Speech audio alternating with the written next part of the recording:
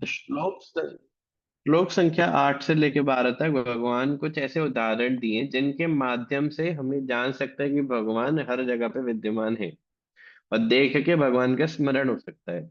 Actually ये क्यों भगवान उदाहरण दिए, उसके लिए अगर आप पहले श्लोक पर जाओगे ना, तो आपको थोड़ा क्लू मिलेगा।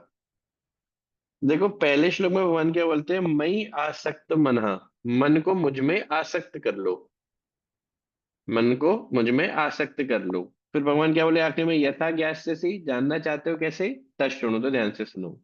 अब देखो मन को आसक्त करने के लिए भगवान कुछ बात बताने का प्रॉमिस किए थे कि मैं बताऊंगा मन को मुझ में कैसे आसक्त करना। अब देखो मन कैसे आसक्त होता है, इसकी एक टेक्निक होती है। मैं उदाहरण देता हूँ। जैसे ऐसा पाया जाता है संसार में, मान लो किसी का लड़का खत्म हो गया, किसी का अपने लड़के से बड़ा प्रेम करता था, कुछ सारी बीमारी हुई, एक्सीडेंट हुआ, खत्म हो गया उसमें। तब देखना ये व्यक्ति जो भी चीज देखता है उससे उसे अपने लड़के की याद आती है। उदाहरण के तौर पे मान लो देखेगा कि कोई बाइक से जा रहा है, याद आएगी मेरा लड़का बाइक बहुत अच्छी चलाता, बहुत तेज बाइक चलाता था, हम रोकते थे उसको कि बाइक तेज मत चलाओ, लेकिन वो बाइक तेज चलाता था। कोई नीली टी शर्ट पहन के जा रहा है, मेरे लड़के को नीला रंग बड़ा पसंद था, नीली टी शर्ट वो खूब पहनता था। कोई लाल टी शर्ट पहन के जा रहा है, लाल तो उसे बिल्कुल अच्छी नहीं लगती थी, मेरे लड़के को लाल टी शर्ट तो बिल्कुल पसंद नहीं आती थी। मतलब वो कुछ भी देखेगा लड़के से जोड़ देगा। होता है कि नहीं होता है, ऐसा पाया जाता है ना संसार में ऐसा, कि मान लो किसी का लड़का या लड़की का विवाह हो गया, उसकी लड़की का, अब घर में कुछ भी सामान देखा उसे लड़की की याद आ रही है, हमारी बेटी। कहीं भी जाएगा, वो किसी मॉल में जाएगा, हमारी बेटी यहाँ बहुत आती थी, मतलब कुछ गोलगप्पे खा रहा हो, गोलगप्पे किसी को खाते हुए देखे, हमारी बेटी को गोलगप्पे बड़े पसंद थे। तो कुछ भी ऑब्जेक्ट देखेगा बेटी की याद आ जाएगी या लड़के की याद आ जाएगी। वही टेक्निक भगवान अपना रहे हैं कि वास्तव में समझो कि कैसे कैसे तुम्हारे आसपास जो चीजें चल रही हैं उसका कारण स्रोत मैं हूँ। तो अगर ये बात तुम्हारी बुद्धि में पता होगी, तो कहीं भी मान लो तुम तरबूज का जूस पियोगे, गन्ने का जूस पियोगे, तो वो रस का स्रोत कौन है, जल। और जल का स्रोत कौन है, भगवान। तो याद आ जाएगा ना, अरे वाह, बड़ा मतलब कितना मीठा गन्ने का रस है, तो मीठापन कहाँ से आया उसके अंदर, भगवान जल के माध्यम से उसके अंदर वो रस भर दिए। समझ रहे हो बात। तो इस बात के लिए भगवान बहुत सारे उदाहरण दे रहे हैं कि तुम अपने रोजमर्रा के जीवन में हमको कई कई रूप में अनुभव कर सकते हो। और इससे क्या होगा, मन भगवान में जाके टिक जाएगा।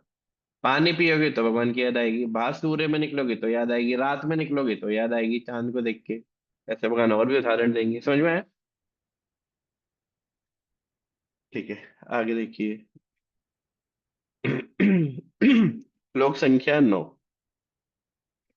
पुण्यगन्धः पृथिव्यां च तेजसास्मि विभावसौ, जीवनं सर्वभूतेषु तपश्चास्मि तपस्विषु। पुण्यगन्धः पृथिव्यां च, पृथ्वी की पुण्यकारी गंध भी मुझे से है। आपने पृथ्वी की गंध सूंघी है, पृथ्वी की खुशबू कैसी होती है।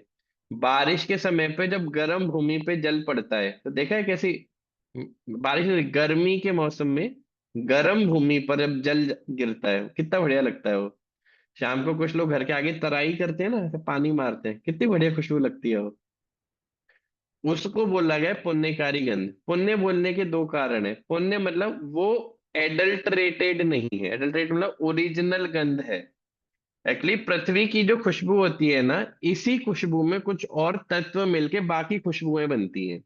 जैसे आप गुलाब की जो खुशबू सूंघते हो, गुलाब की खुशबू का स्रोत भी यही खुशबू है, धरती की जो खुशबू है। गंध जो होती है ना, गंध कोई भी खुशबू है बदबू, वो धरती से ही आती है। जैसे फूलों में खुशबू कहाँ से आई, धरती के तत्व थे वो फूल के अंदर गए और वही खुशबू देते हैं। अब अलग अलग तरह के जो फूल होते हैं अलग अलग खुशबू देते हैं, क्योंकि घर धरती से अलग अलग तत्व खींच लेते हैं। समझ पा रहे हैं ये बात। इस संसार में खुशबू नाम का या सुगंध नाम का कोई भी चीज है, उसका स्रोत कौन होता है, धरती होती है। ये बात समझो पहले तो। और उस धरती की जो ओरिजिनल खुशबू है वो कौन सी है, वो जो गर्म भूमि पे जब जल जाके गिरता है उसको बोला गया पुण्यो गंधः पृथिव्याम च। मतलब वो गंध का स्रोत भी मैं हूं, और इसी गंध से फिर बाकी खुशबुएं बन जाती हैं। जो भी आप, क्या room freshener, deodorant, body order, जो भी आप यूज करते हो, हमको नहीं पता क्या क्या चीज होती है वो, होता है ना क्या वो क्या बोलते हैं, सेंट वेंट जो भी होते हैं, तो वो सब कहाँ से निकल के आते हैं, उन सबकी खुशबू के स्रोत कौन होती है, धरती ही होती है। धरती के तत्वों को अलग अलग रूप में मिश्रण करके ये सब बना दिया जाता है। समझ गए? तो पुण्यो गंधः पृथिव्याम च। अब तेजश्चास्मि विभावसौ, तो पहले तो यहाँ पे लिखा ही ना, पुण्यो गंधा पृथिव्याम च मतलब सारी गंधों का स्रोत पृथ्वी होती है। इस लाइन का ये अर्थ नहीं है, इस लाइन का अर्थ तो ये है कि धरती की जो पुण्यकारी गंध है वो भी मुझसे है। मैं इसमें थोड़ा एक्सटेंड कर दे रहा हूं आपके लिए, कि जितनी भी गंध इस संसार में पाई जाती हैं उनका स्रोत पृथ्वी की गंध होती है। और वो पृथ्वी की गंध पुण्यकारी होती है, पुण्य मतलब अनएडल्टरेटेड होती है, शुद्ध होती है। समझ गए? तो इस बात को अपने शब्दों में लिख लो यहाँ पे, नवे श्लोक में।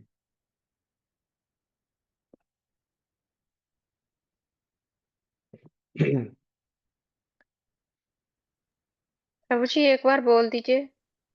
हाँ, पुण्यो गंध पृथिव्याम, इसका अर्थ है धरती की पुण्यकारी गंध मुझसे है। अर्थ तो इसका ये है, धरती की पुण्यकारी गंध मुझसे है। लेकिन भगवान इसमें ये अज्यूम कर रहे हैं कि इतने पढ़े लिखे लोग होंगे कि वो जानते होंगे कि सारी गंध पृथ्वी की गंध से ही आती है। तो इसलिए भगवान आगे नहीं बोले, तो वो मैं बोल दे रहा हूँ। ये सारी गंध, जितनी भी संसार में गंध है, उनका स्रोत पृथ्वी होती है। और पृथ्वी की जो पुण्यकारी गंध है, वो जो वो वाली गंध है, जो ओरिजिनल गंध है, ओरिजिनल गंध कौन सी होती है? गर्म भूमि पे जब जल गिराया जाता है तो खुशबू नहीं आती है, बड़ी बड़ी बढ़िया सी खुशबू आती है वो। मिट्टी में से आती है प्रभु। हाँ, वो जो मिट्टी की खुशबू होती है, बड़ी अच्छी सी, वो खुशबू को यहाँ पे बोला गया पुण्य गंध। ठीक है ना? वो सारे गंधों की स्रोत होती है। उसी में अलग अलग तत्व मिला दो तो अलग अलग खुशबुएं बन जाती है। ठीक है? तो पुण्यो गंधः पृथिव्याम च। ये लिख लेना अपनी भाषा में। आगे आ जाओ, तेजश्चास्मि विभावसौ। विभाव बोलते हैं, विभा बताओ किसको बोलते हैं? विभा। अग्नि को प्रभु जी। हाँ जी, अग्नि को। तो अग्नि का जो तेज है, तेजश्चा अस्मि विभावसौ, कि अग्नि का जो तेज है वो अस्मि मतलब मुझसे है। अग्नि के अंदर जो ऊष्मा शक्ति है वो कहाँ से आती है? भगवान से आती है। कोई एक उदाहरण दे सकते हो कि भगवान ने जरूरत पड़ने पर अग्नि की ऊष्मा शक्ति को खींच लिया था? जब जरूरत पड़ी तो अग्नि जल रही थी लेकिन ऊष्मा नहीं थी उसमें, गर्मी नहीं थी उसके अंदर। कोई एक उदाहरण दो, कब हुआ था ऐसा? होलिका दहन। हाँ, बहुत प्रहलाद। बढ़िया। हाँ, प्रहलाद। प्रहलाद जी की रक्षा कर रहे थे ना। जी भाई, जी। होलिका अपनी गोद में प्रहलाद जी को लेके बैठी थी और अग्नि लगा दी गई थी। होलिका तो ना जलने का वरदान था। तो जब वो अग्नि जलना शुरू हुई तो प्रहलाद के लिए भगवान ने उस अग्नि में से दाहिका शक्ति को खींच लिया था। प्रहलाद पर दाहिका लग ही नहीं रही थी, और होलिका पे पूरी लग रही थी, होलिका तो जल गई। ठीक है ना?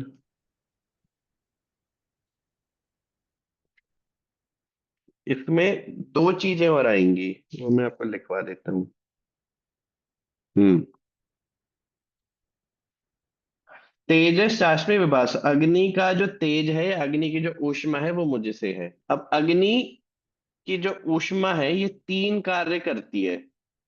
भगवान बोल रहे हैं तीनों कार्य का स्रोत मैं ही हूँ। तो तीन कार्य क्या है, ये विश्वनाथ चक्रवर्ती ठाकुर जी लिखते हैं, बड़ा अच्छा लिखे हैं ये। सबसे पहले लिखा है पाचन शक्ति। अग्नि से ही पाचन शक्ति आती है, ये तो जानते हैं अपन। अपने जो उदर होता है, पेट होता है, उसमें एक अग्नि रहती है ना, उसे क्या बोलते हैं? जठार अग्नि। जठार अग्नि। जठार अग्नि का क्या कार्य होता है? कुछ भी डाल दो उसे पचा देती है वो। जब बोलते हैं ना कि पेट ठीक काम नहीं कर रहा है, इसका मतलब जठार अग्नि ठीक से काम नहीं कर रही है। जैसे किसी को कॉन्स्टिपेशन हो जाता है, कॉन्स्टिपेशन मतलब जठार अग्नि की शक्ति कम हो गई है, कम जलती है वो अग्नि मतलब वास्तव में ऐसे दिया सलाई वाली अग्नि नहीं होती, जैसे स्टोव की अग्नि होती है। उसमें ऊष्मा रहती है अंदर, पेट के अंदर खूब।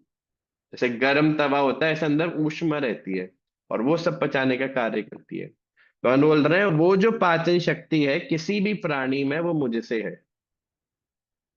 पेड़ के अंदर भी पाचन शक्ति होती है,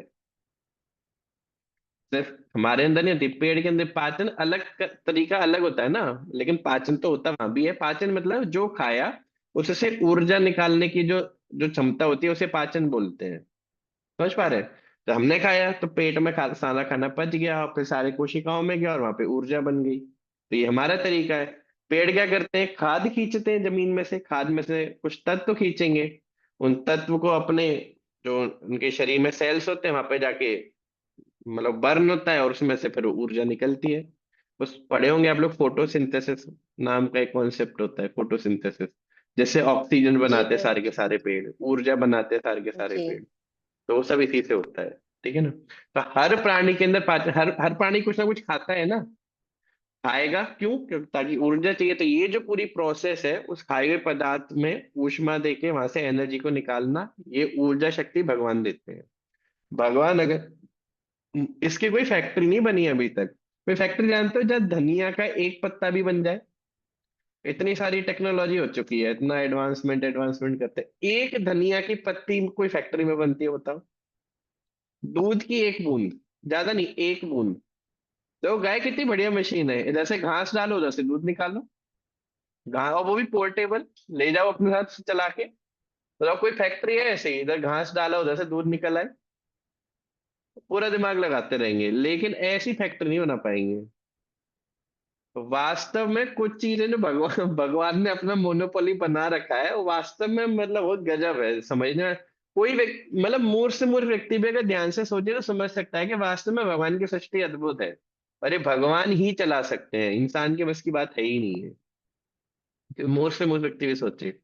तो वो जो पाचन शक्ति है जिससे ऊर्जा निकलती है, देखो आपकी भी जब शरीर में एनर्जी कम हो जाती है तो क्या डाला जाता है, ग्लूकोज डाला जाता है। एनर्जी ऐसे नहीं कि सॉकेट में आपके दोनों उंगलियां ठोस दी जाती हैं आ गई एनर्जी। ग्लूकोज पिलाया जाएगा, वो भी ग्लूकोज उस पेट के माध्यम से आपकी रगों में जाएगा और वहीं पर वो पाचन क्रिया होगी और उसमें से एनर्जी निकलेगी। मतलब वो मिनिमम काम तो भगवान ही करेंगे, वो और कुछ कर ही नहीं सकता। आप कितना भी तोड़ मरोड़ के उसको बिल्कुल चबा चबो के मुंह में डाल दो, उसके बाद पाचन का तक कार्य तो भगवान ही करेंगे और हर व्यक्ति के साथ कर रहे हैं। आप अपने बेटे से कितना भी प्रेम कर लो लेकिन पचाने का काम तो भगवान ही करते हैं उसका। कि नहीं, मैं अपने बच्चे का बहुत ध्यान रखती, कितना भी ध्यान रख लो, वो जो छोटा सा धनिया का पत्ता भी पचाना है ना, वो भी भगवान ही पचाएंगे। वास्तव में किसी के माता पिता भगवान ही है, ये तो सत्य बात है। समझ गए। तो ऊष्मा में जो पाचन शक्ति होती है वो भगवान से आती है, पहले लिख लेना पाचन। ये मैं तेज के अर्थ बता रहा हूँ, तेजस्चाष्मी। कि अग्नि में जो तेज होता है वो तेज तीन तरह का होता है, उसमें एक होता है पाचन शक्ति। ठीक है ना। दूसरा लिखो, दूसरा होता है प्रकाशन शक्ति। प्रकाशन मतलब रोशनी,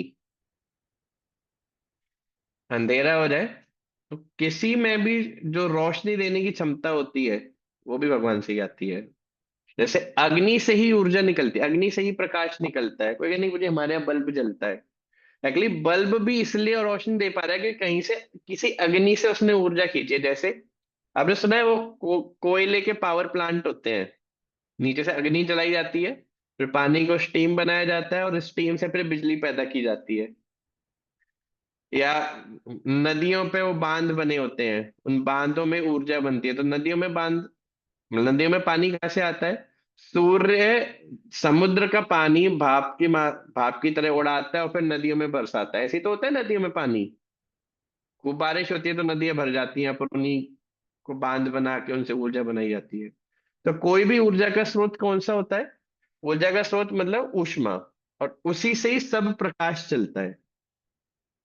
आप देखो, अभी मैंने लाइट जला रखी है, इसका इतना प्रभाव दिखाई नहीं दे रहा, पीछे तरह से लाइट जल रही है, इसका इतना प्रभाव दिखाई नहीं, क्यों नहीं दिखाई दे रहा? क्योंकि अभी सूर्य बाहर निकला हुआ है।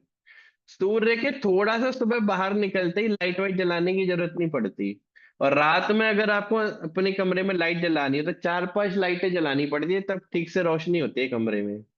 सोचो, एक सूर्य, एक अग्नि का स्रोत, वो भी इतनी दूर जाके खड़ा कर रखा है, थोड़ा सा ही वो बाहर निकलता है तो सारे लाइट वाइट सब आपके किसी काम के नहीं होते, सब बंद कर देते हो आप। तो ये जो प्रकाशन शक्ति होती है ये भी भगवान ही देते हैं, ये आप कहीं और से मैन्युफैक्चर नहीं कर सकते।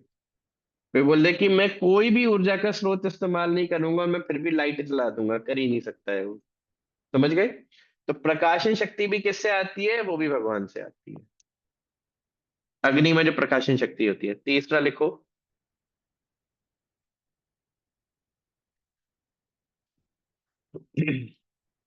ऊष्मा शक्ति। ऊष्मा का अर्थ होता है जैसे ठंडी में आपको राहत पाने के लिए जैसे हाथ सेकते हो ना, गर्मी पाने के जो स्वभाव होता है। भाई ठंडी पड़ रही है तो क्या हीटर चला लोगे या अग्नि जला लोगे। वो पहले वो क्या होता है, वो एक तसले में वो पूरी अंगीठी अंगीठी जलाया करते थे, हाथ सेका करते थे पहले। तो वो जो शीत से त्राण करने की क्षमता होती है, त्राण मतलब शीत से रक्षा करने की क्षमता होती है अग्नि में, ठंडी से आपको बचाने की जो क्षमता होती है वो भी भगवान देते हैं। देखो तीन अलग अलग तरह की शक्ति हो गई ना अग्नि में। एक हो गई पाचन शक्ति, किसी भी चीज को पचा देगी। दूसरा क्या हो गया, रोशनी देने की क्षमता। और तीसरी क्या है, गर्मी देने की क्षमता, ऊष्मा। ये भी अग्नि में कौन डाले हैं, भगवान ही डाले हैं। तो जब भी अग्नि होगी ये तीन चीजें, या कहीं भी ये चीजें हैं, इसका मतलब भगवान इन ऊर्जाओं को दिए हैं अग्नि को, समझ गए। तो तेजस चाशमी विभावसव, इसके इसीलिए पहले तो मैं सिद्धांत जानता नहीं था, बहुत पहले की बता रहा हूँ। मैं देखता था कि जब मैं वृंदावन की परिक्रमा लगाता था सर्दियों में, तो कहीं पे से कुछ साधु लोग ऐसे इकट्ठा होके मान लो कहीं पे अंगीठी जला रहे होते थे, ऐसे लकड़ी वकड़ी में आग लगाते थे। तो जैसे ही अग्नि प्रज्वलित होती थी, वो पहले सब लोग अग्नि को प्रणाम करते थे और फिर हाथ सेकते थे। मैं सोचा कि वो वृंदावन है, वृंदावन में तो हर चीज को प्रणाम किया ही जाता है, पेड़ को सबको प्रणाम किया, वही वृंदावन है इसलिए कर रहे हैं। तो मैं देखा इसे वृंदावन में नहीं था। एक बार अयोध्या गया मैं, वहां पर भी ये हुआ। ऐसी फिर मैं कहाँ गया था, शायद ऋषिकेश में देखा था मैं ये। तो हमको कुछ और डाउट हुआ कि ये कारण इसलिए नहीं है कि ये बस ये धाम में है इसलिए प्रणाम कर रहे हैं अग्नि को। तो बाद में जब मैं सिद्धांत पढ़ा था समझ में एक्चुअली अग्नि मतलब भगवान की विभूति है। भगवान खुद बोले हैं ना कि अग्नि जो क्या बोलते हैं, अग्नि के अंदर जो तेज है वो मेरी विभूति है। तो अग्नि मतलब डायरेक्टली भगवान को अपने मुख से प्रकट किए कि अग्नि में जो क्षमता है वो मुझसे है। तो उस अग्नि को देख के भगवान का स्मरण करते हैं कि भगवान बोले यार अग्नि में जो क्षमता है वो हमसे है, ऊष्मा क्षमता। तो उस भगवान को अग्नि के माध्यम से प्रणाम करते हैं, समझ में आया। ऐसे कभी भी अग्नि पर पैर नहीं सेकने चाहिए। कई बार मैंने देखा है ऐसे सब लोग छत पे बैठ जाएंगे कॉलोनी के गेट पे, या ऐसे सब इकट्ठे होके जला लेंगे नीचे और ऐसे पैर सेकते रहेंगे, हाथ सेकते रहेंगे, पैर सेकते रहेंगे। पैर नहीं सेकना चाहिए, इसका बहुत भारी अपराध होता है कि भगवान अपनी विभूति बोले हैं अग्नि को, समझ रहे। तो आगे से ये कार्य मत करना, हाथ सेक सकते हो, हाथ सेक लो। और घर में हीटर चलाए मुझे, हीटर से पैर सेक सकते हैं। अब देखो भाई सिद्धांत तो है कि नहीं सेकना चाहिए, क्योंकि वो जो ऊष्मा शक्ति है वो भगवान की शक्ति है। हाँ वो बहुत ज्यादा ठंड लग रही है, हालत खराब हो रही है, तब कर लो भाई, हमको तो पता नहीं। साधु लोग तो मना करते हैं। एक मतलब मेरे साथ ही इंसिडेंट हो गया था वृंदावन में। ऐसे ही चार साधु बैठे हुए थे, हमको भी बड़ी ठंड लग रही थी। तो मैं जाके उनके पास ऐसे बैठ गया, हाथ सेकना शुरू कर दिया, क्योंकि मैं परिक्रमा लगा रहा था नंगे पैर, तो पैर एकदम बर्फ हो रखे थे। तो मैंने ऐसे पैर थोड़ा सा उठाया सेकने के लिए। भाई साहब आज तक मतलब मेरे को कोई ऐसे नहीं मारा जैसे वो साधु मारा था हमको, पूरा सर पे जोर से खींच के मारा धाड़। मैंने कहा, क्या हो गया। बोला साधु बनता फिरता है, तेरे को इतना इतना तमीज नहीं है, इतना अक्ल नहीं है। अग्नि देवी को तू पैर दिखा रहा है, भगवान का मुख होती है अग्नि देवी, भगवान स्वयं अपनी विभूति बोले हैं अग्नि को, पैर दिखा रहा है उसको, गधा कहीं का, निकल जाए यहाँ से। मैं कहा भाई प्रणाम किया, मैं तो चला गया फिर वहां से। वो एक जो मिल गया वो अच्छे से आज तक मुझे याद है। आज तक हमको किसी ने नहीं मारा, वो एक साधु था बस वही मारा हमको। उन्होंने प्रसाद समझ के ले लिए, कुछ बोले नहीं। तो वास्तव में तो वो सिद्धांत तो हमारे दिमाग में बैठ गया कि पैर नहीं दिखाना होता है अग्नि को। अब बाकी अब आप लोग के ऊपर है, अपना जो भी हीटर में से को देख लेना। ठीक है जी, तेजस चाशमी विभाव सब। तो विभाव यानी अग्नि में जो तेज है, तेज मतलब ये जो तीन शक्तियां हैं ये किससे हैं, ये मुझसे। ठीक है जी, आगे बढ़ो। अब बताओ जब आप चूल्हे पे खाना बनाओगे तो भगवान की याद आएगी कि नहीं आएगी। अब रोटी आप सेक रहे हो, पूरा बढ़िया बढ़िया फुला रहे हो कि जी हमने रोटी फुला दी, आपने नहीं फुलाई है वो, भगवान की ऊष्मा शक्ति ने फुलाई है वो। आप तो पलट ही तो रहे थे उसको फुलाने वाले तो भगवान थे। तो वास्तव में कोई अगर बुद्धिमान व्यक्ति होगा, कोई बुद्धिमान जी होगा, तो हर क्षण भगवान को याद कर सकता है। देखो भगवान कितने कलाकार व्यक्ति हैं। आगे देखो जी, जीवनम सर्वभूतेषु तपश्चास्मि तपस्विषु। जीवनम सर्वभूतेषु मतलब हर प्राणी के अंदर जो जीवन शक्ति है वो भी भगवान से है। जैसे कैसे पहचानते हो कि कोई व्यक्ति जिंदा है या मरा है? मान लो एक एक ऐसे बॉडी लेटी हुई है, कैसे पहचानोगे कि ये जिंदा है या मरा है? चल रही है उसकी सांस चेक करके। हाँ, सांसें चेक करोगे, हार्ट बीट चेक करोगे, ये सब चीजें चेक करोगे ना। भाई आत्मा तो दिखाई देगी नहीं, लेकिन जीवन के लक्षण तो दिखाई दे सकते हैं ना, जिस लक्षण से वो जीवन चल रहा है। जैसे हार्ट बीट करना बंद कर दे और आत्मा सोचे ना अभी तो हम शरीर में रहेंगे, हार्ट बीट करना बंद कर दिया तो क्या हुआ? हम ये शरीर छोड़ के नहीं रहेंगे, जाना पड़ेगा। क्योंकि अब वो शरीर काम का नहीं है, अब आपको यहाँ से निकल के कहीं और जाना पड़ेगा, आत्मा पे चॉइस नहीं है। बोला ना हमको ये शरीर बड़ा प्रिय, कोई बात नहीं, हार्ट ही तो फेल हो गया, रह लेंगे हम इसी के अंदर, नहीं रह सकते, निकलना पड़ेगा। तो वो जो जीवन शक्ति है जिसके कारण आत्मा इस शरीर को धारण कर पाई है, वो जीवन शक्ति भी भगवान से आती है। यानी हृदय आपका कौन धड़का रहा है? भगवान। सांसें कौन चला रहा है? भगवान। रगों में खून कौन दौड़ा रहा है? भगवान। कौन सा मोटर लगाया आपके अंदर, बताओ जरा। कि आप बैटरी से चार्ज करते हो उसका, बोलिए हमने अंदर पंखा लगा रखा है दौड़ाने के लिए। हार्ट ही है ना, हृदय। अपने आप उसकी स्पीड बढ़ जाएगी, अपने आप घट जाएगी, कौन कर रहा है ये काम? आप सोचो भागो तो हार्ट के धक धक होने की स्पीड बढ़ जाती है ना। जब आप सोते हो तो धक धक होने की स्पीड कम हो जाती है, हार्ट बीट से बोलते हैं। तो कौन कर रहा है ये? जरूरत पड़ने पे तेज कर दिया, जरूरत पड़ने पे कम कर दिया। सांसें कौन चला रहा है आपकी? आप ऐसे सोचते हो "ओ भाई बहुत देर हो गई, चलो दो चार सांसें ले लो, भूल ही गए थे हम तो सांस लेना, अच्छा हुआ याद आ गया"। ऐसे मतलब ना चल रहा है सब मामला। जो भी जीवन लक्षण है वो अपने आप चल रहे हैं, कौन चला रहा है? भगवान बोल रहे हैं जीवनम सर्वभूतानम, सारे प्राणियों के लिए जो जीवन शक्ति है वो भी मैं ही हूँ। वास्तव में बुद्धि लगाओ तो हर सांस पे भगवान की याद आ जाएगी। मैं खाली बैठे प्राणायाम करे सो, ये जो क्षमता है सब भगवान ही क्रिएट की है। समझ पा रहे हो? तो छोटे छोटे अनुभव से भी भगवान का स्मरण हो सकता है। अब आपको समझ में आया? भगवान बोले मई आसक्त मना पारता, मन को मुझ में आसक्त कर लो। कैसे करोगे? ध्यान से सुनो। अगर इस बात को बहुत ध्यान से सुन ले और थोड़ा मनन कर ले और थोड़ा सा प्रैक्टिस कर ले तो हो नहीं जाएगा भगवान से प्रेम, बताओ। हर क्षण भगवान की याद आने लगेगी। यार भगवान देखो कितने कलाकार व्यक्ति हैं, कितना हमारा ध्यान रखे। बताओ हम ऐसा जीवन जी रहे थे आज तक कि वो व्यक्ति जिसके कारण हमारी एक एक सांस चल रही है, उसको पूरे दिन में एक बार भी याद नहीं करते थे। देखो हमारी स्थिति कैसी है। मान लो, मान लो कोई पति है या कोई पत्नी है, मान लो पत्नी पति की पूरे दिन सेवा करे, खूब सेवा करे, लेकिन पति एक भी बार उस पत्नी को ऐसे मुड़ के भी ना देखे कि भाई ये हमारी इतनी सेवा करी, कोई थैंक यू वैंक यू कुछ ना बोले, तो वो पत्नी कितनी गुस्सा हो जाती है। पाया जाता है ना, तुमको तो कोई मतलब ही नहीं, मैं इतना काम कर रही तुम्हारे लिए और ये वो, खूब खूब पूरा खूब बढ़िया से सुनाएगी। ऐसी उल्टा मान लो पति अपना पूरा जीवन खपा दिया अपनी पत्नी की सेवा में, बच्चों की सेवा में, बाद में वो गिना भी देगा, तुमको क्या पता मैं तुम्हारे लिए क्या क्या किया है, तुम लोगों को तो फुर्सत भी नहीं थी, एक फोन तक नहीं किया, ये नहीं किया, वो नहीं किया। देखो भगवान आज तक बोले हैं आपको कि भाई तूने एक भी बार हमको याद नहीं किया, एक भी बार हमको प्रणाम नहीं किया। वास्तव में उदारवादी हो तो भगवान जैसा होना चाहिए। एक एक सांस चला रहे हैं, हमारी एक एक सांस, पूरा खून वून वही दौड़ा रहे हैं, कितना प्रोटीन कितना विटामिन कहाँ पहुंचाना है, कौन से सेल में क्या कराना है, सब करा दे रहे हैं। पूरी जीवन शक्ति भगवान संभाल के रखे हुए हमारे अंदर। और मतलब कितना जन्म बिता दिए ऐसे कि भगवान तक को याद तक नहीं कि कौन कर रहा है हमारे अंदर। कुछ तो इतने मूर्ख होते बोलते अपने आप हो रहा है, कोई भगवान नहीं है, सोचो। मतलब आपको अपनी पति की पूरे दिन सेवा करना पड़े, खूब पूरे दिन, और पति बोले ना ना, पत्नी नहीं कुछ काम नहीं करती है, कोई सेवा नहीं करती है ही नहीं, वो तो ऐसे समझ लो है ही नहीं। कितना बुरा लगेगा, सोच के देखो इस बात को। आपकी सत्ता कोई नकार दे, आप पूरे दिन लगे हो उसकी सेवा करने और आपकी सत्ता कोई नकार दे, हमने वो कार्य किया भगवान के साथ, और फिर भी वो खुशी खुशी हृदय में हमारे साथ रहते हैं। तो वास्तव में ऐसा प्रेम करने वाला कोई मिलेगा आपको? और इसके लिए भी वही नहीं बोल रहे कि आके हमको सॉरी बोलो चलो तब हम मानेंगे, बोल रहे भाई कोई बात नहीं, जो हो गया सो हो गया। अब ठीक, अब याद आ गई मेरी, कोई बात नहीं, अब हरे कृष्णा कर लो।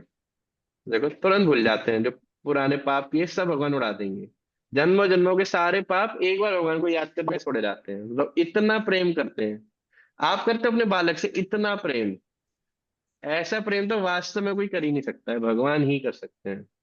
हल्के में नहीं लेना चाहिए भगवान को वास्तव में। जीवनम सर्वभूत, सारे प्राणियों की जो जीवन शक्ति है वो तक भगवान से आती है। ठीक है जी।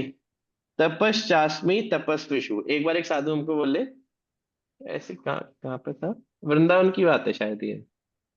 वो बोले कि एक क्रिया हर व्यक्ति को जीवन पर्यंत भगवान के लिए करनी चाहिए। कुछ ना करे, बहुत साधन नहीं बन रहा, भजन नहीं हो रहा, हरे कृष्णा कुछ नहीं कर पा रहा, कोई बात नहीं, लेकिन एक क्रिया जरूर करे भगवान को, रोज धन्यवाद जरूर किया करे भगवान को।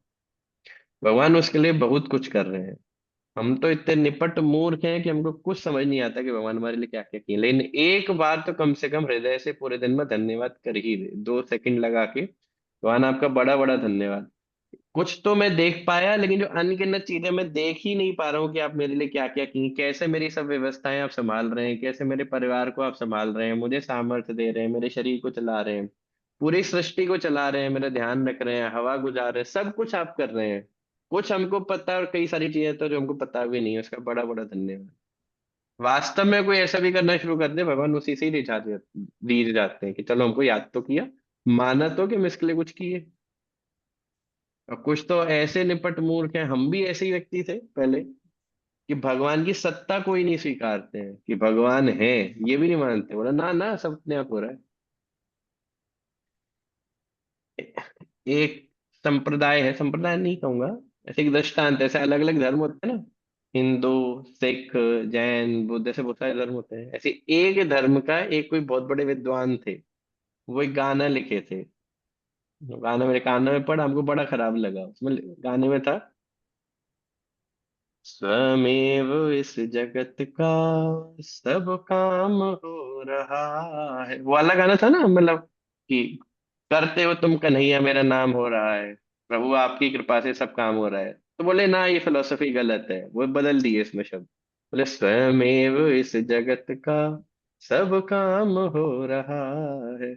मतलब कोई कन्हैया नहीं कर रहे, स्वयं अपने आप ही इस जगत का सारा काम हो रहा है। कोई कोई कन्हैया नहीं है इसमें करने वाले, बताओ। और इस फिलोसफी से फिक्स्ड है, और भगवान उसके भी हृदय में उसके साथ में चला रहे हैं। ऐसा नहीं कि बट ठीक है, इसमें मैं जा रहा हूँ, मैं कर ले अपने आप, चला अपनी सांस से अपने आप। वास्तव में प्रेम करना हो तो भगवान से सीखना चाहिए। चलिए आगे आ जाते हैं। तपस्चास्मि तपस्विषु। तपस तपस्वियों के अंदर जो तपस्या करने की क्षमता है, वो भी भगवान से आती है। कोई भी व्यक्ति कैसी भी तपस्या करने का जो सामर्थ्य रखता है, वो तपस्या करने के लिए जो बल चाहिए होता है, भगवान देते हैं। इसमें विश्वनाथ चक्रवर्ती ठाकुर बहुत अच्छी बात बोले हैं। मुख्यतः कौन सी तपस्या बोली गई है भगवान द्वारा, ये विश्वनाथ चक्रवर्ती ठाकुर लिख रहे हैं। तपस्या तो बहुत तरह की होती है, जो बोल रहे हैं द्वंद्व को सहने की तपस्या, इसको लिख लेना आप। द्वंद्व को सहने की तपस्या।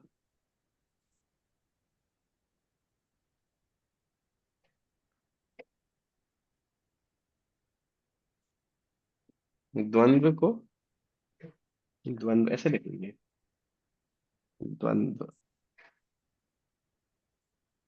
द्वंद्व को सहने की तपस्या। द्वंद्व क्या होता है, तो मतलब डुअलिटी। जैसे पूरी बहुत गर्मी लग रही है, इतनी गर्मी में कैसे मुझे माला होगी, कुछ कुछ एसी की व्यवस्था कीजिए। अब एसी लगा दिया तो हाँ प्रिया बचा, अब सोच रहा हूँ मुझे 1 घंटे में सो जाता हूँ, एक्चुअली बहुत थक गए थे, अब आराम से उठ के फिर भजन करेंगे।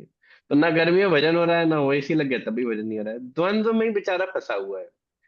मतलब ये चीज हमको बहुत खराब लग रही है, ये चीज हमको बहुत अच्छी लग रही है, और दोनों ही केस में भजन की ऐसी तैसी कर रखी है। होता है ना कभी कभी कि प्रभु जी क्या, अभी घर में बहुत काम चल रहा है प्रभु जी, इतना काम है कि कैसे मैं माला करूं, हमको समझ ही नहीं आ रहा। तो भाई काम चल रहा है बहुत ज्यादा, इसलिए माला नहीं है। अब 3 4 दिन में सारा काम करता हूँ, अब जब इतना थक गए, इतना थक गए कि अब सोच रहा थोड़ा आराम कर ले, पहले 2 3 दिन फिर माला करेंगे। अब कोई काम नहीं है तो आराम के चक्कर में माला नहीं हो रही। तो द्वंद्व में जो फंसा हुआ है, उस द्वंद्व को सहकर उस स्थिति में भजन करने की जो तपस्या है, ये तपस्या भगवान से आती है। मतलब आप पूरे दिन खूब व्यस्त हो, या कह लो आपके शरीर में खूब रोग हो रखे हैं, कह लो आपका सर दर्द से फटा जा रहा है, आपको भयंकर प्यास लगी हुई है, जो भी अलग अलग स्थितियों में आपका शरीर पड़ा हुआ है, फिर भी आप तपस्या अपनी कंटिन्यू, फिर भी आप भजन करो, माला करो, अपनी एकादशी करते हो तो एकादशी करो, जो भी है वो जो तपस्या का बल है वो भगवान से आता है। द्वंद्व को सहने की जो तपस्या होती है, इसको ये जो तपस्या, ये जो क्षमता, ये भगवान देते हैं। इसलिए हर व्यक्ति को पहले तो ये तपस्याएं करनी चाहिए, और तपस्या के बल के लिए भगवान से बहुत प्रार्थना करनी चाहिए। एकादशी रोज मतलब हर बार सबको करनी चाहिए, और संभव हो तो निर्जल किया करो एकादशी। जिसका शरीर में है सामर्थ, एक्चुअली कर तो हर कोई सकता है, चाहे शरीर कैसा भी हो किसी का भी, सब मन का खेल होता है। लेकिन फिर भी आपको लगता है कि ना बिल्कुल इम्पॉसिबल है निर्जल, तो प्रयास करो जैसे सिर्फ पानी पी के एक दिन निकाल दो, कुछ फर्क नहीं पड़ता। नहीं मुझे बहुत कमजोर, एक दिन में कोई कमजोरी नहीं आती, और कमजोरी अगर आने भी होगी तो कितना भी खा लो फिर भी व्यक्ति ऐसे ही रहता है। देखा है आपने ऐसे लोग, कितना भी खिला दो उनको ऐसे ही रहते हो ऐसे। घी पिला दो आप पूरा कनस्तर की कनस्तर, लेकिन वो ऐसे ही बने रहेंगे। और कुछ ऐसे होते हैं वो अगर हवा भी जोश ले लिए, अगले दिन 2 किलो वजन बढ़ जाएगा उनका। वो बेचारे आधी रोटी भी खा ली है अगर ठीक से, ऐसे ऐसे फूल जाएंगे। तो शरीर वो तो अपनी तरह से गड़ा हुआ है और वैसे ही चलता रहेगा। इसलिए कोई भी तपस्या जो भगवान के लिए की जाए उसमें शरीर के ऊपर बहुत ज्यादा ध्यान नहीं देना चाहिए कि भाई हमारा शरीर ऐसा है इसलिए हम नहीं कर सकते। सबको एकादशी करनी है और प्रयास करना चाहिए कि निर्जल। मैं आपको बहुत एक अच्छी टेक्निक बताता हूँ। अभी 1 तारीख को, 1 दिसंबर को मोक्षदा एकादशी है। मोक्षदा एकादशी मतलब जिस दिन भगवान ने गीता बोली थी अर्जुन को, उसे गीता जयंती भी कहते हैं, 1 तारीख को। ठीक है ना। और ये सर्दियों में पड़ती है। सर्दियों में एकादशी के दिन निर्जल रहना बहुत आसान होता है, उसकी एक टेक्निक होती है, वो मैं आपको सिखा दूंगा। चलो बता ही देता हूँ आपकी आती। जिसको भी एकादशी निर्जल करनी हो, लोग गड़बड़ क्या करते हैं, मान लो किसी को बोले भी कल एकादशी है, सब निर्जल करना है, क्या करेंगे? रात को 10-11 बजे तक ठूस ठूस के खा लेंगे, वे भी बढ़िया से खा लो कल कुछ नहीं मिलेगा। बस यहीं पे फेल मार जाते हो। अगर आप रात को 10-11 बजे तक खाए हो पूरा भर के अपना रोटी पराठे पता नहीं क्या क्या, अगले दिन सुबह उठते ही आपको जबरदस्त प्यास लगेगी, क्योंकि वो खाना पचेगा ना अब रात में। और पचने के लिए ऊर्जा लगती है, एनर्जी, अग्नि जलती है, तो क्या करती है शरीर को सुखा देती है, और उसके लिए पानी मांगती है फिर वो खींच के। जितना अन्न आप खाओगे उतना पानी की जरूरत पड़ती है उसे पचाने के लिए बाद में। तो सुबह उठते ही प्यास लगेगी, और फिर आपका सारा मॉरल, क्या है वो, जो भी आपका जोश था वो सब डिप्रेशन में बदल जाएगा। और पूरे दिन घड़ी देखते रहोगे कब ये दिन पार होगा। ऐसा नहीं होता। जब भी आपको निर्जल एकादशी करना हो तो पिछले शाम को 6 बजे के बाद अन्न मत खाओ। संभव हो तो कुछ भी मत खाओ, लेकिन अन्न मत खाओ 6 बजे के बाद शाम को। खाना है तो फल खा लो, कुछ जूस पी लो, कुछ मतलब ऐसे कुछ क्या बोलते हो, शेक वेक बना के दूध दूध अपना ये ले लो अगर खाना है तो। नहीं, कोई भी तला हुआ आइटम जैसे तले हुए आलू या ये सब शाम को मत खाओ, क्योंकि ये अगले दिन पानी मांगेंगे। और रात तक खूब बढ़िया से पिछले दिन जैसे 3-4 लीटर बढ़िया से पानी पियो। आराम से एकादशी निकल जाएगी, आपको पता भी नहीं चलेगा।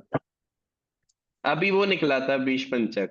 बीज पंचक मतलब इस बार बीज पंचक 4 दिन का था, वैसे 5 दिन का होता है। 4 दिन का था और चौथे दिन पारण करना होता है। तो पूरे पूरे 3.5 दिन, 3.5 3 के लगभग 4 दिन ही मान लो, 4 दिन भक्त लोग बिना पानी के रहे थे, बिना पानी। खाना भी नहीं है पानी भी नहीं।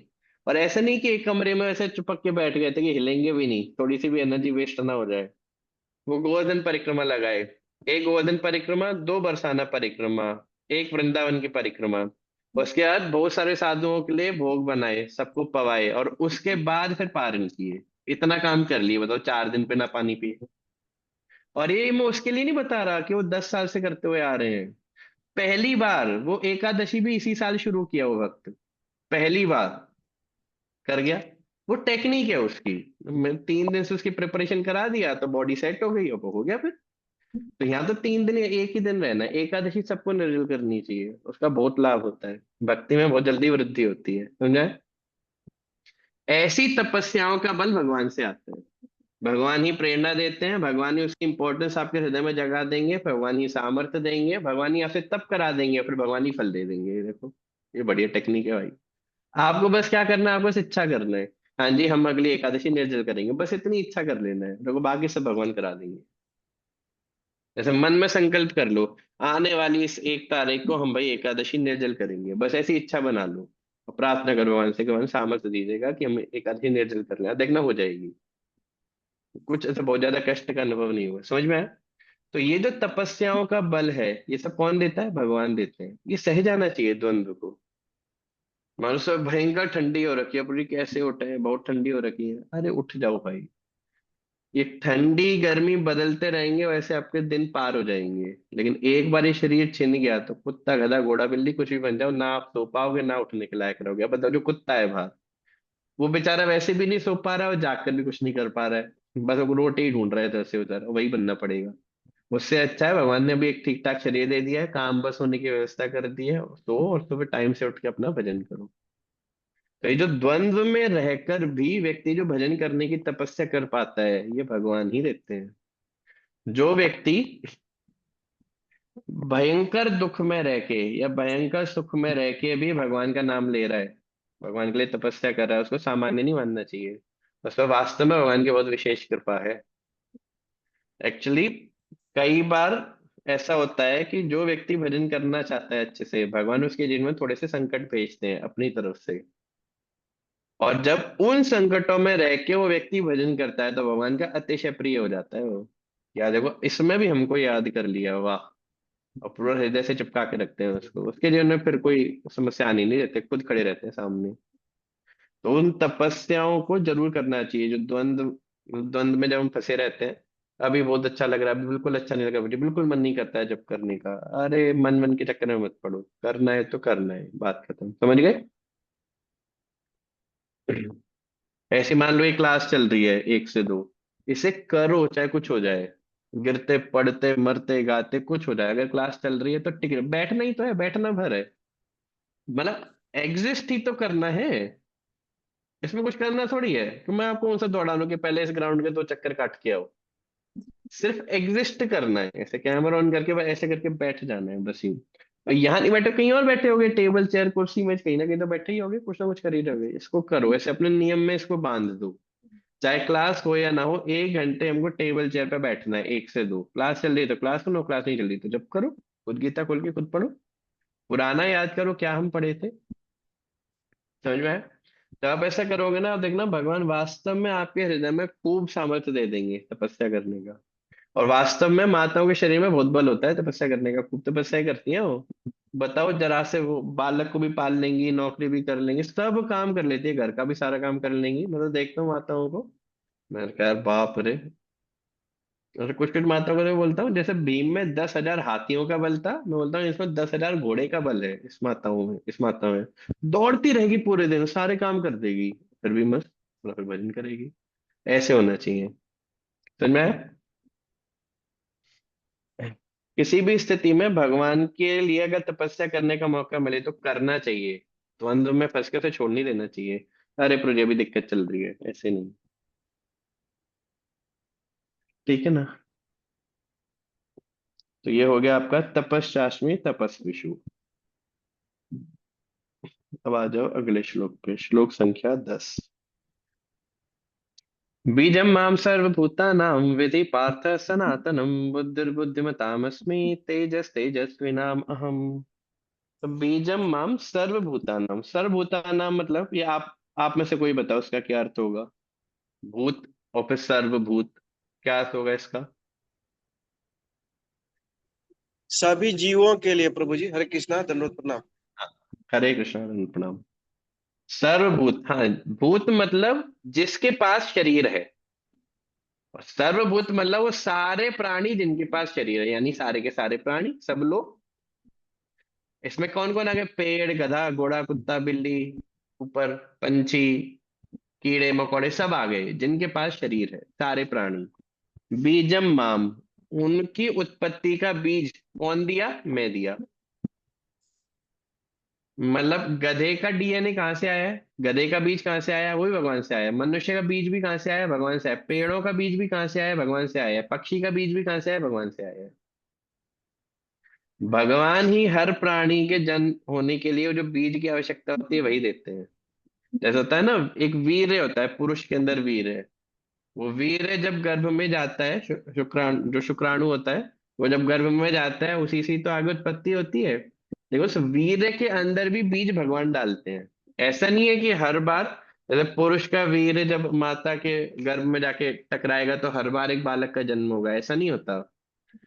कोई एक आध वीर्य के अंदर भगवान वो क्षमता देते हैं, वो बीज डाल देंगे कि इस बीज से अब उस बालक का जन्म होगा। अब उस वीर्य, वो वीर्य जब जाएगा माता के गर्भ में, तब जाके एक बालक का जन्म हो जाएगा। और इस सब में होता है ये कार्य। मतलब पेड़ के सारे बीज जमीन में डाल दो तो सारे के सारे पेड़ बन जाते हैं क्या? सब थोड़ी होते हैं, थोड़े से ही होते हैं। तो वो जो क्षमता उस बीज के अंदर एक नया पेड़ बनाने की कौन दिया? भगवान दिया। भगवान ही दिए। बीजम माम सर्वभूतानाम। अब कोई यहाँ पे संदेह कर सकता है कि जैसे बीज से पेड़ निकल के आया, लेकिन बीज कहाँ से निकल के आया? भाई एक बीज से पेड़ बना, लेकिन बीज कहाँ से बना वो? पेड़ पेड़ से। से। हाँ। कोई बोल सकता है कि फिर भगवान का बीज कौन दिया? भाई भगवान जैसे सब, इस बीज से पेड़ बन गया, तो ये बीज का पेड़ कौन है? ऐसे भगवान से बाकी बीज आ गए, ऐसे भगवान किसके बीज है? समझ पा रहे क्वेश्चन क्या है? भगवान बोले सनातनम, मैं ही हूं ओरिजिनल। मैं किसी से नहीं आया, मैं ही वो ओरिजिनल बीज हूं जिससे सब निकल रहे हैं। समझ गए?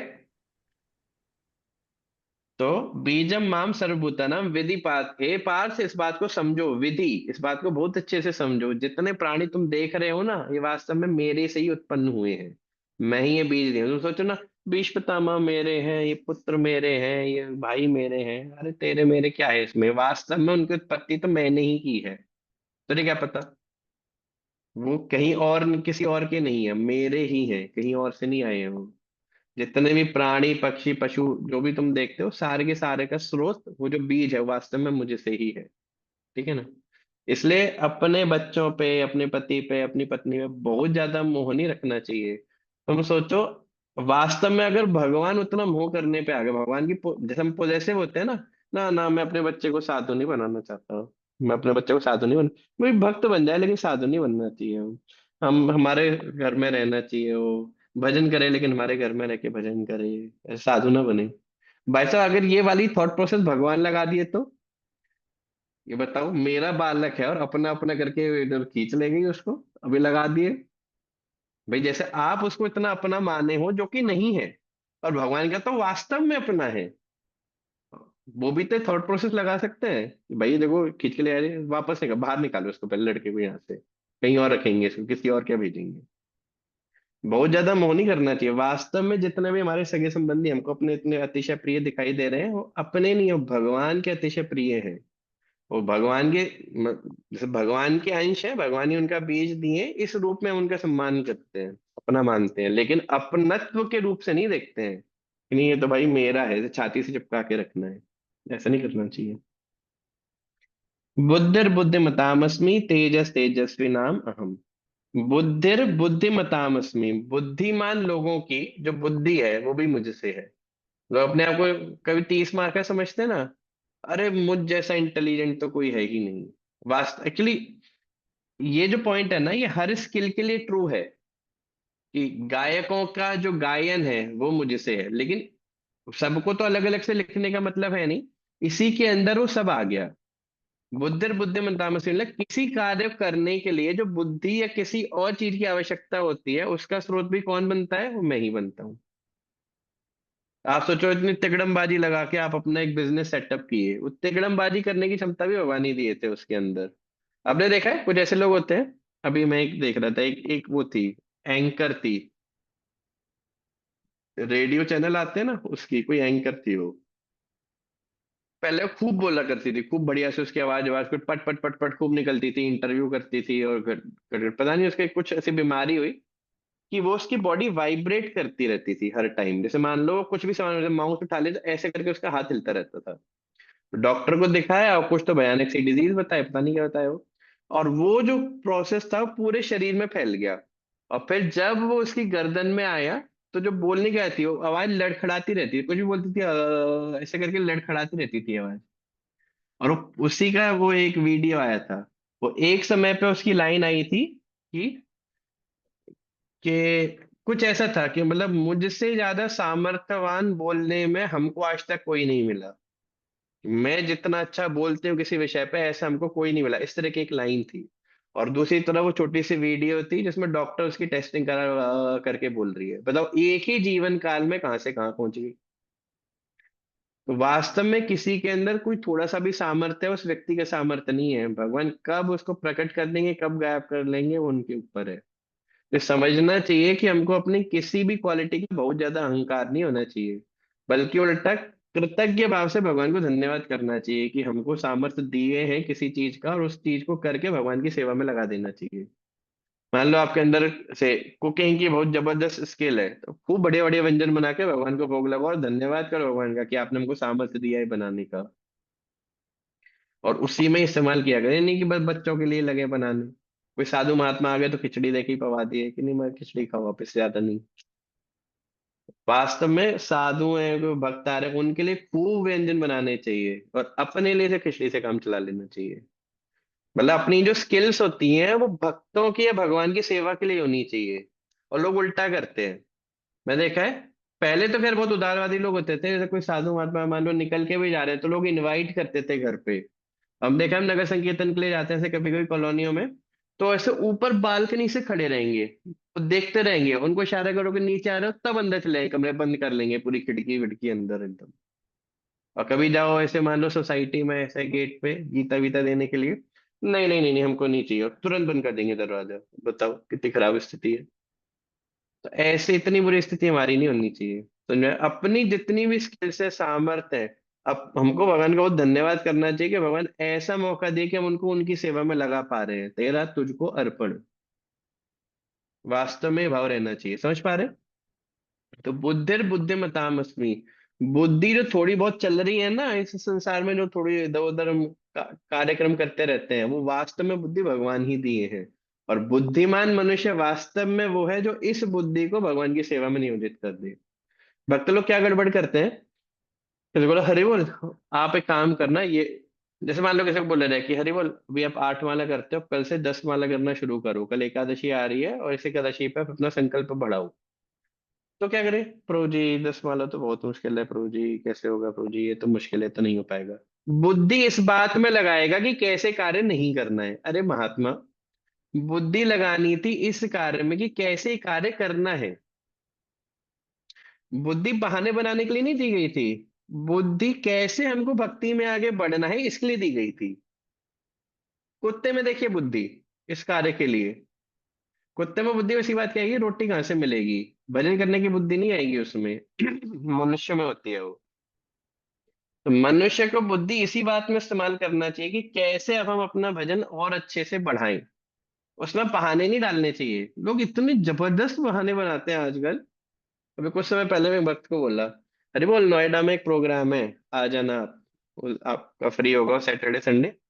बोला प्रभु जी एक्चुअली फ्री तो था प्रभु जी, लेकिन क्या है ना एक्चुअली वो घर पर ऐसे एक ऐसा कुछ होने वाला था, तो मैं सोच रहा था पहले मैं उसको कर लेता हूँ, फिर मैं इकट्ठा 5-6 दिन आपके पास आऊंगा, मेरा बड़ा मन है आपके साथ। मैंने कहा भाई देखो, मतलब हमको बना रहा है ये 5 दिन, साल भर में कभी एक भी बार फोन पे याद नहीं किया, और जब मैं अभी बुला रहा हूँ तब से याद आ रहा है कि 6 दिन मेरे को प्रभु जी आप ही के साथ रहना था।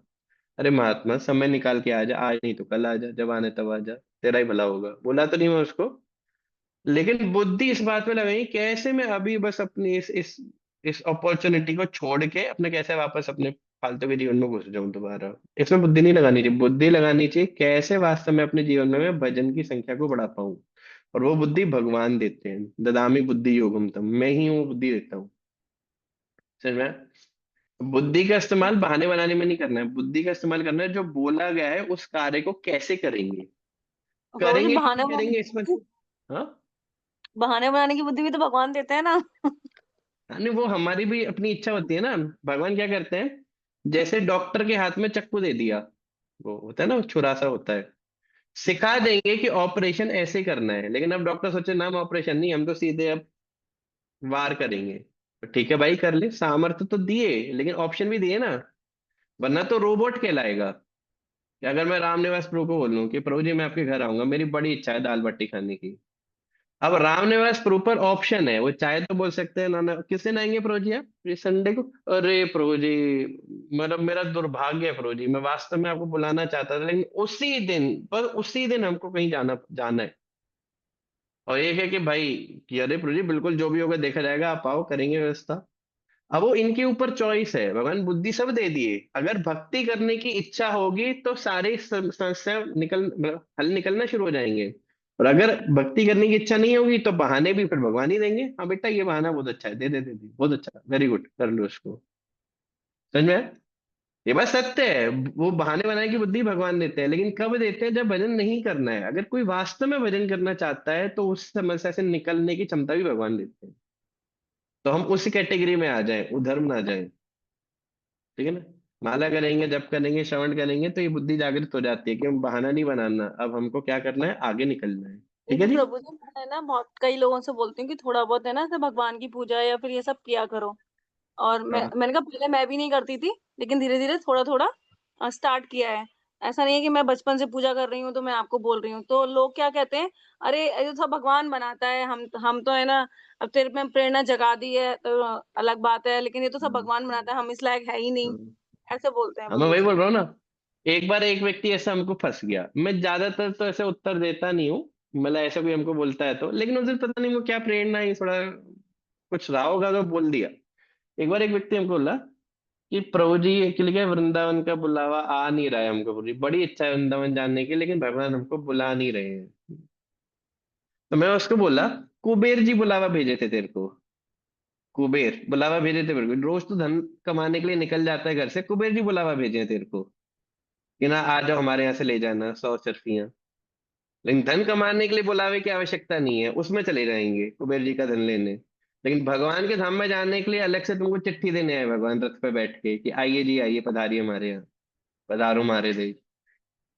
मतलब प्रेरणा चाहिए भगवान की सेवा करने के लिए, लेकिन सारे उल्टे काम करने के लिए इनविटेशन नहीं चाहिए। पब में जाने के लिए इनविटेशन चाहिए, डिस्को में जाने के लिए इनविटेशन चाहिए, इधर उधर कुल्लू मनाली जाने की इनविटेशन चाहिए, मतलब तब तो इनविटेशन नहीं चाहिए। लेकिन भक्ति के कार्य करने के लिए प्रेरणा चाहिए, ये सब चाहिए, वो सब चाहिए। वो मतलब अब ये सब जगह नहीं बोलना होता, उस दिन पता नहीं हमको क्या बैठा, और वो उसके दिमाग में बाई चांस क्या दिमाग में बैठ भी गई ये बात, मतलब ऐसे ऐसे लग गई ये बात उसके, तब से भजन करना शुरू कर दिया। पर नहीं शायद इसलिए बुलवा दिए होंगे भगवान, वरना मैं बोलता नहीं हूँ ये। कोई सुनने वाला कोई होता नहीं, उल्टा तर्क कुतर्क और होते हैं। लेकिन ये बात सत्य है, जो भजन नहीं करना चाहता है उसको भगवान खूब सारे बहाने दे भी देते हैं बुद्धि में, और वो कन्विंस रहता है, हाँ एकदम सही बात है भाई, अभी नहीं कर सकते, हम अगले जीवन में करेंगे। लेकिन मान लो सौभाग्य से आपको भगवान अंदर से बुद्धि दे रहे हैं अगर कि भाई भजन करना चाहिए, बहाने मत बनाओ, वास्तव में मत बनाओ। फिर एक टाइम बाद भगवान ये वाली बुद्धि देना बंद कर देंगे और बहाने वास्तव में देना शुरू कर देंगे, क्योंकि करना नहीं था ना। तो गिल्ट ना हो तो बहाने दे देंगे, और फिर उस बहाने में आपको अच्छे से रचा बसा देंगे। समझ रहे? इसलिए जितना संभव उतना भजन करना चाहिए और उसी में बुद्धि लगानी चाहिए। देखना वास्तव में इस जीवन में, इसी जीवन में रहते हुए भगवान की प्राप्ति कर लोगे, चाहे कैसी व्यवस्था में आप जी रहे हो। घर में मांस बनता है, मच्छी बनता है, कुछ भी होता है, आपके अंदर अगर इच्छा बैठ गई कि हमको भगवान को पाना है, भगवान सब बुद्धि आपके अंदर डाल देंगे कैसे यहाँ से निकलना है और पार कर जाना है। समझ गए? बुद्धिर बुद्धिमतामस्मि। फिर तेजस तेजस्वी नाम अहम। तेजस्वी लोगों के अंदर जो तेज है वो भी मुझसे है। तेजस्वी का अर्थ होता है, इसमें सब आ गए हो। जैसे आपने देखा कि कोई व्यक्ति है, उसे कोई भी नंबर बोलो वो याद कर लेता है, फटाक से उसकी बुद्धि में जाके, उसके अंदर जो भी तेज है, तेज मतलब उसका जो भी प्रकाश है, जो भी उसके अंदर अट्रैक्टिव फीचर है, वो सब कहाँ से आ रहा है? वो भी भगवान ही दे रहे हैं उसमें। वो सब क्या है? किराए का माल है। जैसे मान लो कोई व्यक्ति बहुत सुंदर है, जबरदस्त सुंदरता है उसमें, होता है ना ये मिस यूनिवर्स मिस वर्ल्ड, मान लो खूब बढ़िया से उसको सुंदरता दी गई है, तो वो सुंदरता कहाँ से आई है? किस दुकान पे खरीदने गई थी? कोई पुरुष या स्त्री सुंदरता को दुकान पे खरीदने गया था। अरे भाई वही दाल रोटी सब्जी चावल खाया है, बचपन से उसका शरीर एक पर्टिकुलर रूप से गढ़ गया है, लेकिन कौन किया? वो नहीं किया, उसके पुण्य कर्म थे, तो भगवान उस पुण्य कर्म के एवज में किराए पर थोड़ी सुंदरता दे दिए, कुछ समय के लिए रहेगी, वो भी चली जाएगी। ऐसे मान लो किसी के पास बहुत धन है, खूब धन है खूब सारा, अंबानी है, अंबानी का लड़का, बताओ कौन कौन से बैंक से लेके आओ पैसा? कौन से कुबेर जी दिए उसको? बस मतलब पुण्य कर्मों के ऐसे भगवान ने वो वाला जो क्वालिटी थी वो किराए पर थोड़े समय के लिए दे दी उसको, और जब पुण्य खत्म होगा तो वापस ले ली जाएगी। तो क्वालिटी उस व्यक्ति की नहीं है, क्वालिटी वो भगवान की है, वो तेज भगवान का ही है। एक बार मैं कहीं पे गया था मैं क्लास लेने के लिए, तो उधर एक पंडित जी थे, मतलब बहुत बुद्धिमान पंडित जी थे, वैसे वैसे नहीं थे वो, जो सोसाइटी सोसाइटी में होते हैं ना ऐसे, बस टाइम पास सा करते हो। वास्तव में ज्ञान वृद्ध थे और सीरियस थे वो भक्ति में, तो वो भी क्लास सुन रहे थे। सुनने के बाद वो जब सब लोग चले गए तब वो मेरे पास आए, वो बोले हमको कि भगवान ने आपको बहुत सुंदर कला दी है व्याख्या करने की, आप इसको व्यर्थ मत कीजिएगा, बहुत अच्छे से अध्ययन कीजिएगा और लोगों को बताइएगा भगवान के विषय में, भगवान ने आपको बहुत सुंदर कला दी है। वास्तव में उन्होंने जो बात बोली वो हमको अच्छी लगी थी, तारीफ से बहुत सारे लोग किए थे, लेकिन उनकी बात हमको बहुत अच्छी लगी थी, क्योंकि वो जो बात बोले एकदम सच, वो फैक्चुअली करेक्ट है। भगवान ही सामर्थ्य दिए हैं, वो तारीफ होनी चाहिए मेरी नहीं, तारीफ होनी चाहिए भगवान की, व्यक्ति की तारीफ नहीं होती है। तारीफ तो सिर्फ भगवान की होती है, क्योंकि गुण वास्तव में भगवान में है, अब भगवान ही किसी को दे दिए तो ये बोला जा सकता है। मान लो कोई बहुत अच्छा कोई दाल बाटी बनाए कोई बहुत बढ़िया, तो कि राधा रानी आपको बहुत विशेष कृपा दी है, बहुत अच्छी दाल बाटी बनवाई आपसे, ये वास्तव में सही लाइन है। कोई जीव में खुद में सामर्थ्य नहीं है किसी भी क्वालिटी को बढ़ा घटाने की, वो भगवान ही स्मृति विश्लेषण और विवेक शक्ति के माध्यम से उसके अंदर कार्य करा देते हैं, समझ रहे? तो किसी भी व्यक्ति के अंदर जो थोड़ा बहुत भी गुण झलक रहा है ना, वो गुण किराए पर लिया गया है भगवान से, और जब वो किराया कंप्लीट हो जाएगा तो वापस ले लिया जाएगा। और यदि आपको कोई गुण चाहिए, आपको लगता है मैं भगवान की इस तरह से सेवा करना चाहता हूँ, वास्तव में भगवान से प्रार्थना करो, दे देंगे तेज आपको। बेटा अगर बाप की सेवा करना चाहे तो बाप कुछ भी लाके उसके सामने रख देगा। बेटे की इच्छा है कि पापा मैं आपके लिए कुछ भी, वो पिज्जा बनाना चाहता हूँ, तो बाप अपने पैसों से जाके खरीद के लेके आएगा, ले भाई बना, बड़ी इच्छा है बिल्कुल बना। और कैसा भी बनाओ, खराब शराब कैसा भी हो, बड़े चाव से खाएगा भाई हमारा बेटा बनाए हैं। हमको जाने पहली बार में पराठा बनाया था, मैं सरप्राइज दिया था ये, पापा मम्मी कहीं गए हुए थे, तो मैं और मेरी बहन थे, और वो लोग सुबह 7 साढ़े 7 बजे पहुंचने वाले थे, तो ऐसे उस दिन छुट्टी थी। तो मैंने सोचा कि देखो 7:30 बजे तक आएंगे ये लोग, पूरा ट्रैवल करके आए हैं और फिर आके इनको खाना वाना बनाना पड़ेगा, तो मैं और मेरी बहन ने सोचा हम बनाते हैं आज खाना। वो हमारा फर्स्ट डे था, मेरी बहन ने थोड़ा बहुत कर ली थी, मतलब मेरे लिए पराठा बनाने का पहला दिन था। तो मैं पूरी बुद्धि लगा के, मतलब कैसे वो सोच के पता वता करके आलू का पराठा बनाया था, ज्यादा नहीं बनाया, बस एक वैसे आलू का पराठा ही बनाया था, सब्जी अब्जी कुछ नहीं, इतने एक्सपेरिमेंट नहीं किए।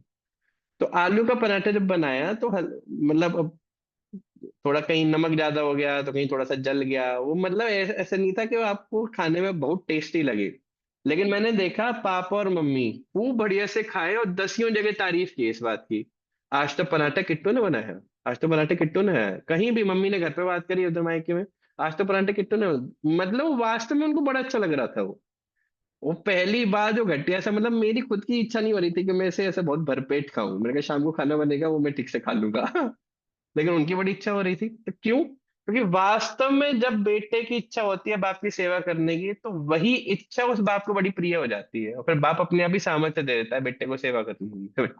समझ पा रहे हैं बात को? यदि आपके अंदर इच्छा है भगवान को पाने की, भगवान की सेवा करने की, कैसी भी व्यवस्था में आप रह रहे हो, घबराना नहीं, प्रार्थना करना, भगवान सारा सामर्थ्य पूरा कर देंगे, ये घबराने की बात नहीं है। समझ में? बस उस इच्छा को जता के रखना, जब करना भगवान से खूब प्रार्थना करना बहुत हृदय से, भगवान सब व्यवस्था कर देंगे। ठीक है जी। इसी के साथ हमारा श्लोक संख्या 10 भी पूरा होता है, श्लोक संख्या 11 कल देखेंगे। ठीक है जी, कुछ प्रश्न हो तो पूछ लीजिए। सब लोग कर रहे हो माला रोज? जी प्रभु जी। जी जी प्रभु जी। जी डटे रहना, युद्ध के मैदान में भाग मत जाना। जी जी।